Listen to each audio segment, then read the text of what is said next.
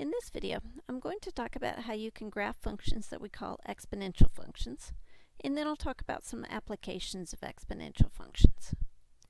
Exponential functions are different from the other functions you've seen so far in this course because the exponent will involve a variable. I'm going to begin this video by reviewing some rules for exponents. Recall that, as the first rule here tells you, if you raise any number except 0 to the power of 0, the answer will be 1. You might also recall that we say that 0 to the power of 0 is undefined. As the second and third rules here tell you, a negative exponent tells you that you need to talk about a reciprocal. In other words, if you want to raise any number except 0 to a negative power, you need to move that number to the bottom and then make the exponent positive if the number starts out on top, or you need to move that number to the top and make the exponent positive if the number starts out on the bottom. The fourth rule tells us that if we want to talk about an exponent that is in the form of a fraction, we need to talk about a root. Now let's look at the examples you see here. The first rule at the top of the page tells me that 85 to the power of 0 is equal to 1. If you have trouble seeing how I applied this formula, the colors here may help you. To simplify 7 to the power of negative 2, I can use the second rule at the top of the page. Again, note that this rule says that I need to talk about a reciprocal. And, of course, I can simplify this further by noting that 7 squared is equal to 49. To simplify 4/5 to the power of negative 3, I can use the second rule again. To simplify this further, I will start by noting that I can raise 4/5 to the power of 3 by multiplying it by itself 3 times. For my next step, I will note that this problem is equivalent to 1 divided by 64 over 125. And now, if you remember that you can divide two fractions by copying down the first fraction, changing the division sign to multiplication, and flipping the second fraction, you should be able to see that this simplifies further to 125 over 64. To simplify 8 to the power of 4/3, I can start by using the fourth formula at the top of the page. To continue simplifying this, I will note that the third root of 8 is equal to 2 because, in order to take the third root of 8, I need to ask myself what multiplied by itself 3 times gives me 8. Since the answer to this question is 2, I can say that this simplifies further to 2 to the 4th power, which, of course, simplifies even further to 16.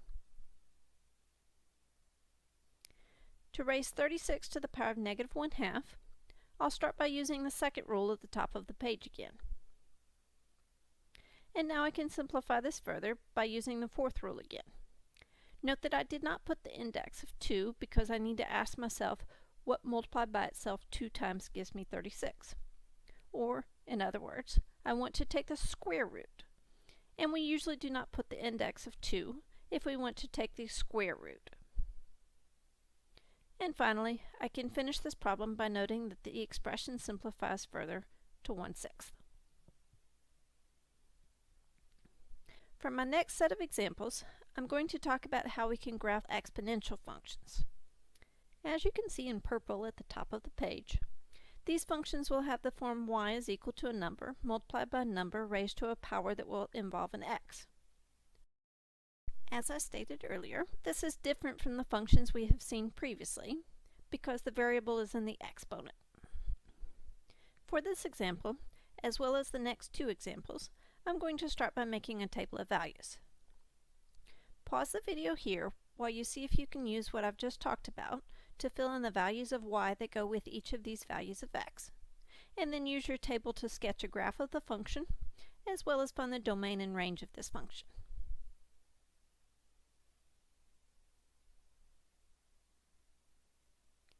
Your table should look like the one I have here, and I'll talk about how I got these numbers in the next set of slides.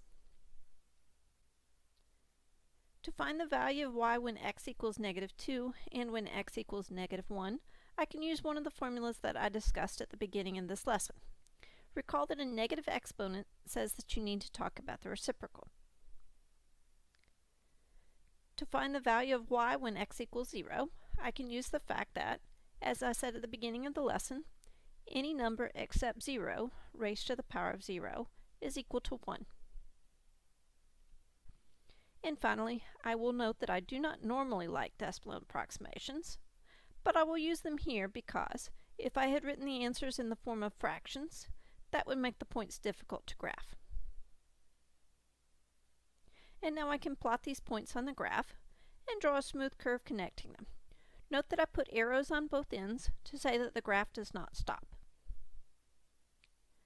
You should be able to look at this graph and see that the domain is all real numbers.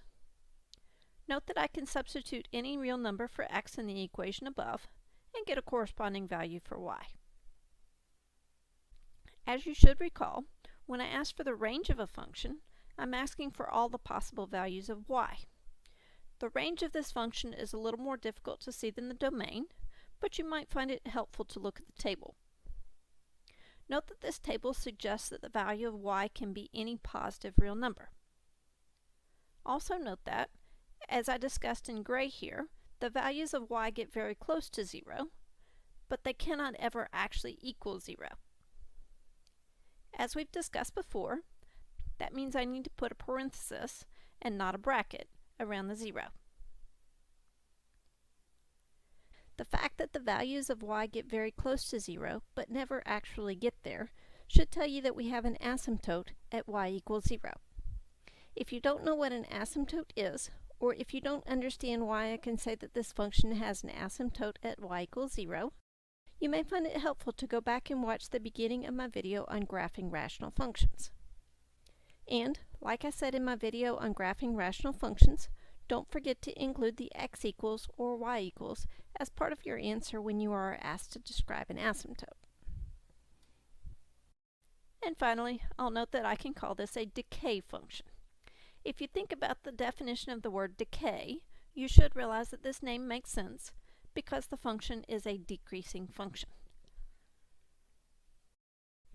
For my next example, I'm going to graph the function that you see here. Pause the video while you attempt to finish the table of values, sketch a graph of the function, and find its domain and range.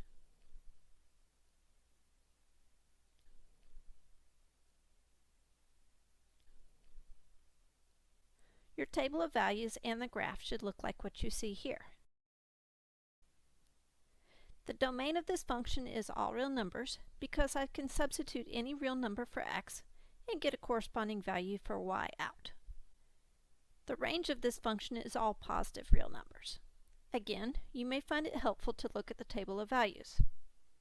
As the table of values and the note in gray suggest, the values of y get close to 0, but they never actually reach 0. Like I said in the last example, the fact that the values of y get very close to 0 should tell you that we have an asymptote at y equals 0. Again, you may find it helpful to go back and review our discussion of asymptotes in my video on graphing rational functions. And finally, I'll note that I can call this a growth function. If you think about the definition of the word growth, you should realize that this name makes sense because the graph is increasing. For my next example, I'm going to discuss the function you see here. Pause the video while you attempt to fill in the table of values and sketch a graph as well as find the domain, range, and equation of the asymptote of this function.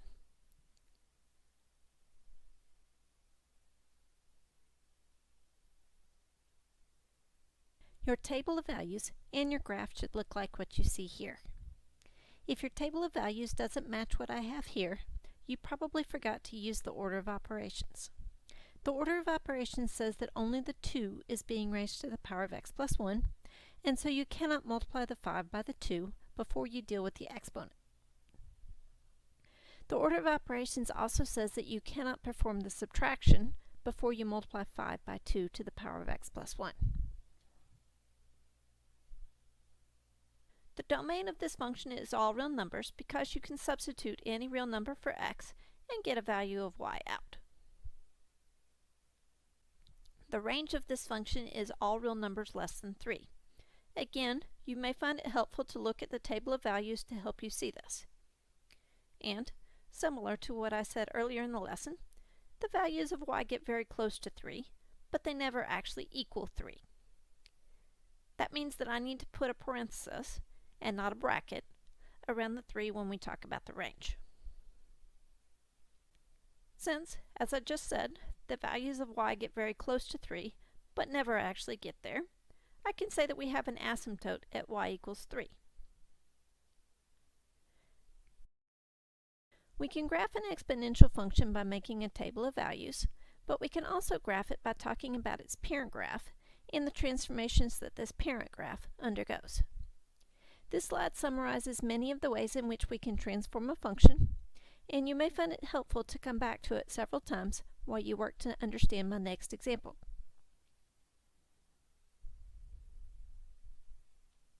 Let's go back to the function that we were discussing previously. The parent graph of a function is the basic function that we have before we do any of the transformations. That means that I can say that the parent graph for this function is y equals 2 to the power of x. We graphed that function earlier in this lesson. Now let's talk about our transformations. When we are discussing transformations, we have to look at the order of operations to figure out the order in which we should perform our transformations. Since the first thing that was done to the x was the addition of 1, that's the first transformation I need to worry about. Since the 1 was added directly to the x, I will call that an inside or horizontal transformation. If you look back at the previous slide, you should see that that means that I should pick all the points from the black graph up and move them 1 unit to the left. Or, if you prefer to use the table instead, I can subtract 1 from all my x's.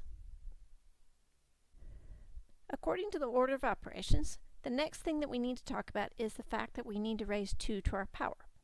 However, that was already taken care of when we drew our parent graph.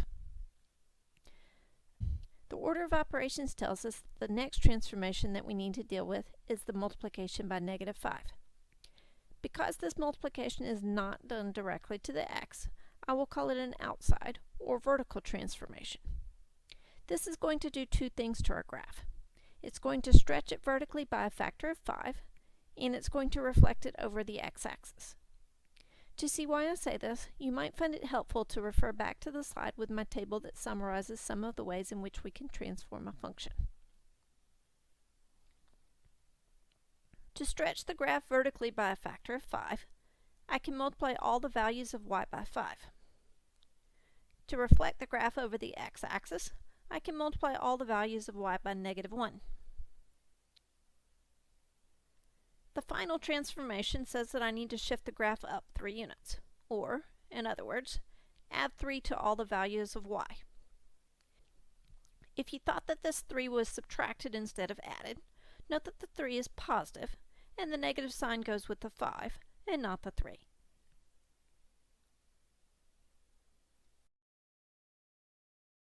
In this slide, and in some of the remaining slides, I'm going to talk about an irrational number that we refer to as e.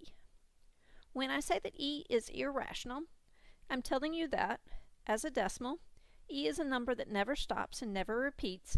It's kind of like pi. As I said in purple at the top of the page, e is approximately equal to 2.718. However, because this is only an approximation, you should always use the e button on your calculator and not the decimal approximation. On the TI-84, the E button is above the LN button. So, to get to this button on your calculator, you need to push the second button and then push the LN button.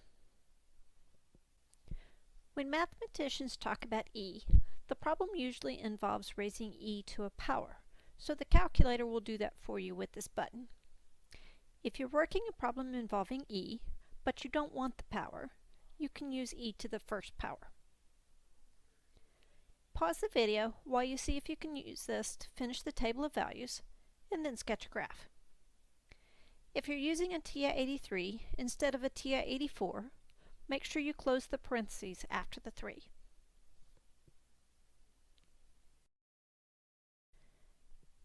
Your table of values and your graph should look like what you see here.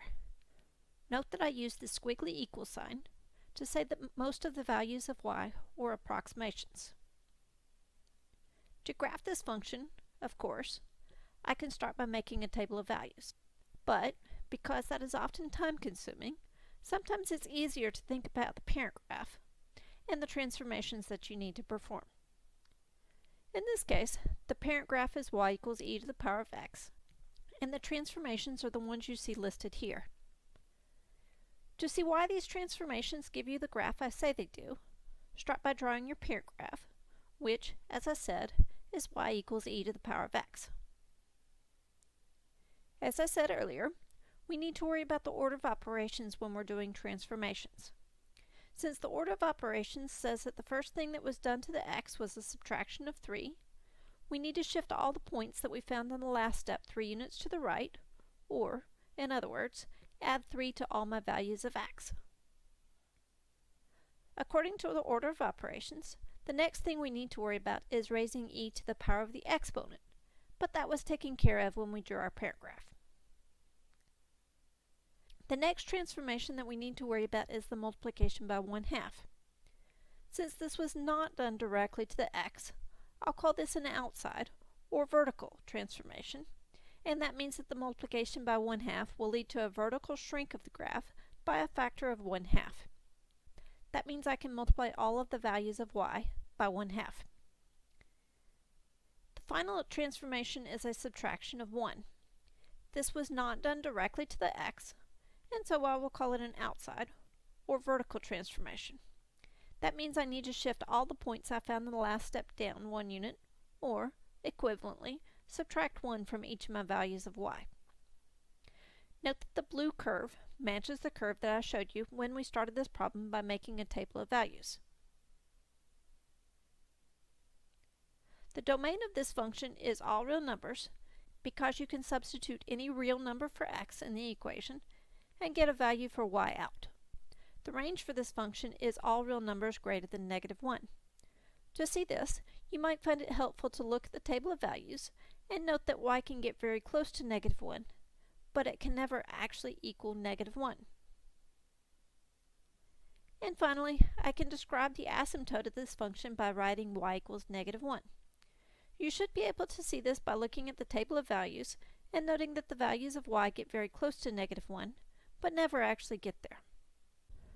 Alternatively, you can think about the transformations that I just discussed. The parent graph, which, as I said, is y equals e to the power of x, has an asymptote at y equals 0. The transformations of the subtraction of 3 from the x and the multiplication by 1/2 will not have an effect on this asymptote, but the subtraction of 1 will shift the asymptote down 1 unit.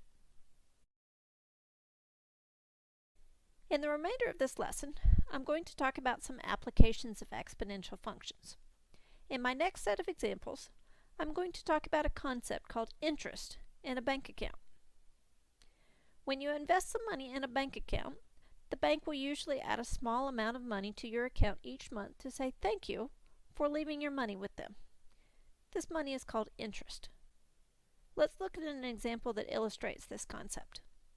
Let's suppose that you will invest $2,000 in a savings account today, and let's suppose that the bank will pay you interest with an annual percentage yield of 3%. We're going to figure out how much money you will have in the account 1, 2, and 3 years from today, assuming that you don't make any withdrawals or further deposits. Since the question tells me that the bank will pay 3% annual interest, I will start by changing this number to a decimal. I can change 3% to a decimal by moving the decimal point 2 places to the left, or, equivalently, by dividing 3 by 100. This tells me that I can write 3% as a decimal by writing 0.03.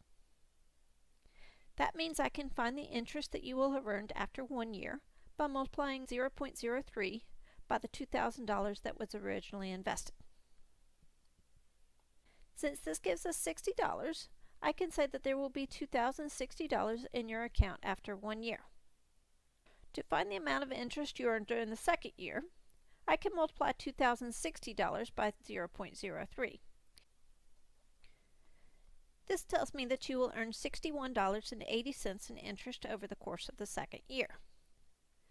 To find the amount of money in the account at the end of the second year, I can add this to the $2,060 that you had in the account at the end of the first year. This means that you will have $2,121.80 in your account at the end of the second year. To find the amount of interest you will earn over the course of the third year, I can multiply the $2,121.80 I just found by 0.03. Since this gives me $63.65, I can say that you will have $2,185.45 in your account at the end of the third year. Let's take a moment and look at what these numbers tell us. When they see problems like this, many students think that they can use the formula interest equals principal times rate times time to answer this question.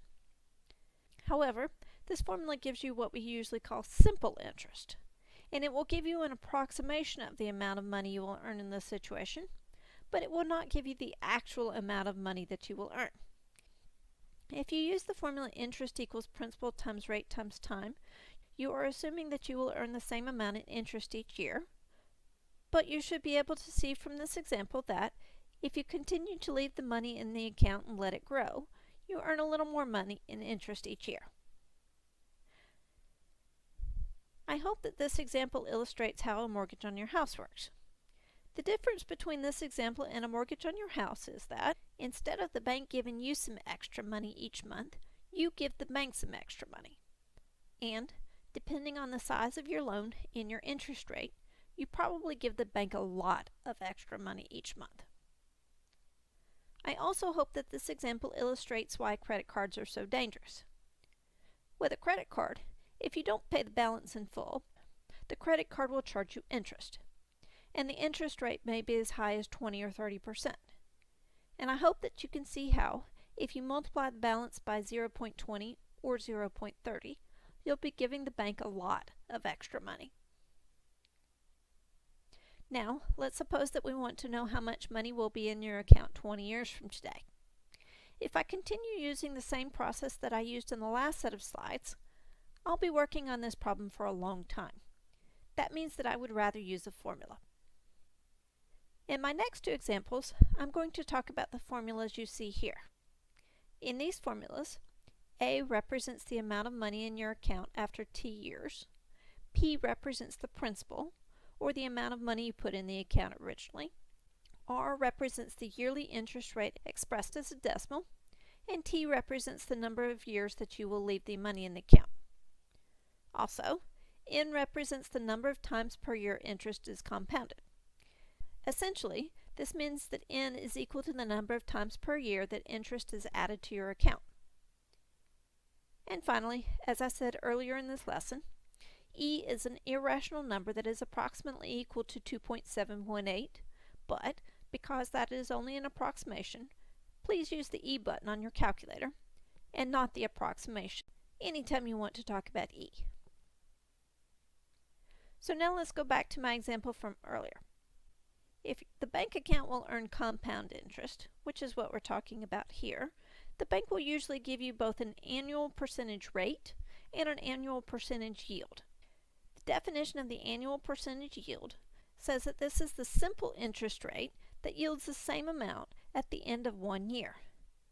That means that, since the problem here states that the annual percentage yield is 3%, I can say that the interest will be compounded once per year. In reality, the bank will compound interest daily or continually, but they will use the annual percentage rate, or APR, when they calculate the interest at the end of each day. Since we're going to look at this as a problem where interest is compounded once per year, I'll use the first formula and substitute 1 for n. Since I want to know the amount of money that will be in the account after 20 years, I will leave A as a variable and substitute 20 for T. Also, my principal, or the amount I put in originally, is equal to $2,000, and so I can substitute $2,000 for P. To change the 3% to a decimal, I can move the decimal point 2 places to the left, or, if you prefer, divide 3 by 100. That means I'll substitute 0.03 for R. Next, you can just plug this into your calculator. If you have a TI-83 instead of a TI-84, make sure you pay attention to the order of operations and multiply the 1 by the 21st, either in your head or using parentheses on your calculator. When you do this, you should get the amount you see here. However, since we are talking about money, I will round this answer to the nearest cent. To find the amount of money that you will have earned in interest, you need to recall that the definition of interest says that this is the extra amount of money that you will have earned. Therefore, you can find the interest you will earn by subtracting the $2,000 you put in originally from this amount.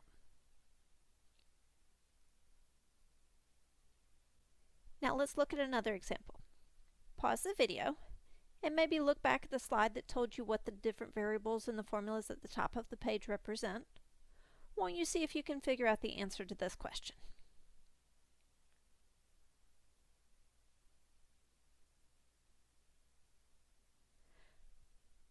I'll start by noting that the question says that interest will be compounded daily, and that means I'll use the first formula in purple at the top of the page. In this example, I want to know the amount of money that will be in the account after 5 years. That means that I will leave A as a variable and substitute 5 for T. Also, the principal, or the amount Matthew will put in originally, is equal to $11,000, and I can substitute 11,000 for P. To change the 1.3% to a decimal, I can move the decimal point 2 places to the left, or, if you prefer, divide 1.3 by 100. That means I'll substitute 0.013 for R. The question tells me that interest will be compounded daily, and since that is 365 times per year, I'll substitute 365 for N. And now I can plug this into my calculator. When you do this, you should get the amount you see here. However, since we're talking about money here, I'll round the answer to the nearest cent. And like I said earlier, you can find the amount of interest Matthew will earn by recalling that the definition of interest says that the interest is the extra money you will earn. That means that you can find the amount of interest that Matthew will earn by subtracting the $11,000 that was originally invested from the amount I just found. Let's look at another example.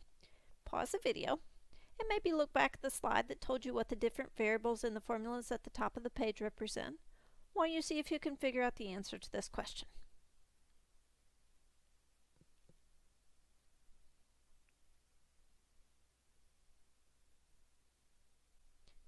I'll start by noting that the question says that interest will be compounded continuously, and that means I'll use the second formula in purple at the top of the page. In this example, I want to know the amount of money that will be in the account after 4 years. That means that I will leave A as a variable and substitute 4 for T. Also, the principal, or the amount James will put in originally, is equal to $900, and so I can substitute 900 for P. To change the 1% to a decimal, I can move the decimal point 2 places to the left, or, if you prefer, divide 1 by 100. That means I'll substitute 0.01 for R. And finally, recall that E is an irrational number and that there is an E button on your calculator. Now I can put this in my calculator. Again, since we're talking about money, I'll round my answers to the nearest cent.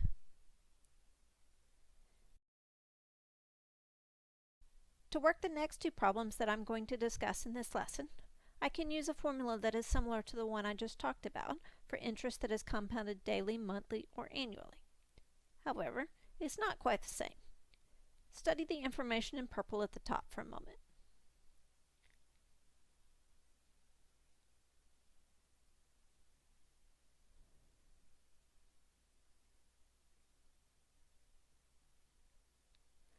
Now let's talk about how I should substitute the numbers from this example into this formula.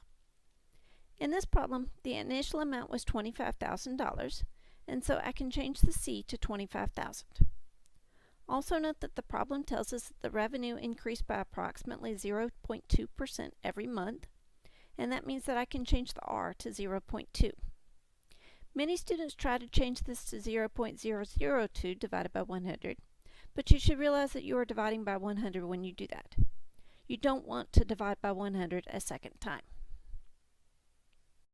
Since the growth rate was given to us as a percent per month, that means that my units for t should also be in months. Because the month of July 2010 is 3 months after the month of April 2010, that means I can change the t to 3. Also note that I want to know the revenue after 3 months, and so I'll leave y as a variable. And now I can plug this in my calculator and round the answer to the nearest dollar, because that is what the question says I should do. Now pause the video while you see if you can figure out how to work part B of this question.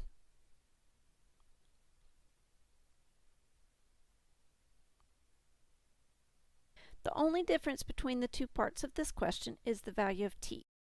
Note that the problem said that the revenue increased by approximately 0.2% per month, and so that means that t should be measured in months. The month of April 2014 is 48 months after the month of April 2010, and that means that, in order to find the answer to part B of this question, I need to substitute 48 for t. And now, of course, I can plug this answer in my calculator and then round the answer to the nearest dollar.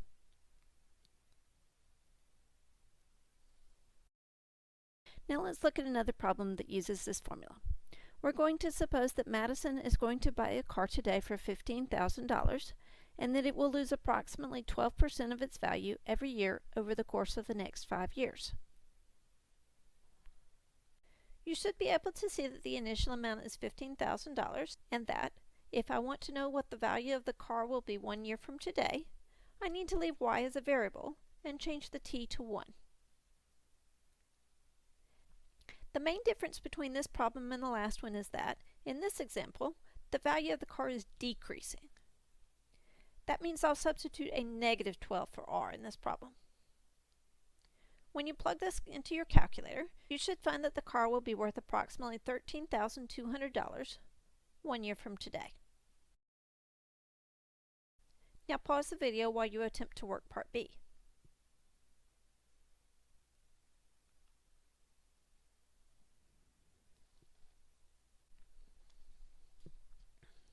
The only difference between the two parts of this question is the value of t. To find the answer to part B, you need to note that the value of t is 5. This tells us that the car will be worth approximately $7,916 5 years from today.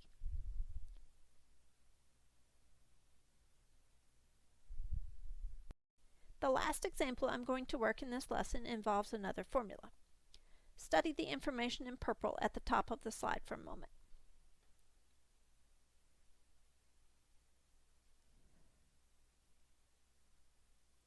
To see how we can use this formula, let's suppose that the price of a particular stock was $15.35 on January 1st, 2017, and that the price doubled over the course of the next 3 years.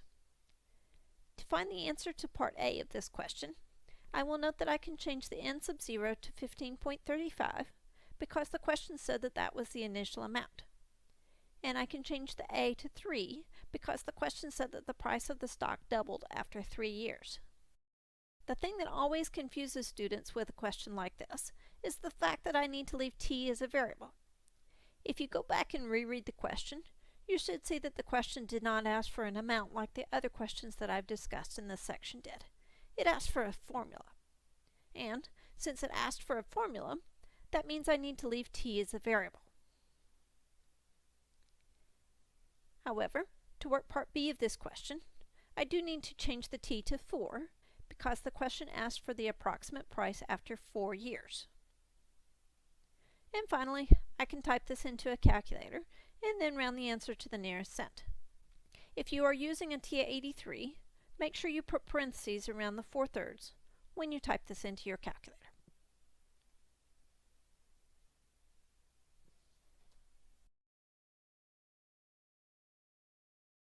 If you enjoyed this video, then please subscribe to our YouTube channel and see all of our products available at algebraforhomeschool.com.